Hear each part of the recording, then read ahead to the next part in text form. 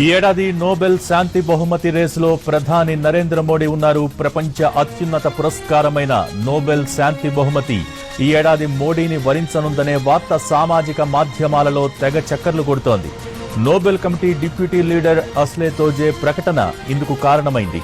ఇటీవల ఈ ఏడాది నోబెల్ శాంతి బహుమతికి ప్రధాని మోడీయే అతిపెద్ద పోటీదారు అనన్నారు తోజే. ప్రపంచంలో శాంతికి అత్యంత విశ్వసనీయమైన వ్యక్తి ప్రధాని మోడీ అని, ఆయన పనితీరుకు అభిమానినైపోయానని ప్రశంసించారు అస్లే తోజే.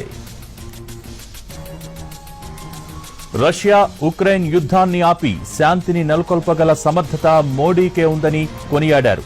మోడీ విధానాలతో భారత్ ధనిక, శక్తివంతమైన దేశంగా అవతరిస్తుందని తెలిపారు.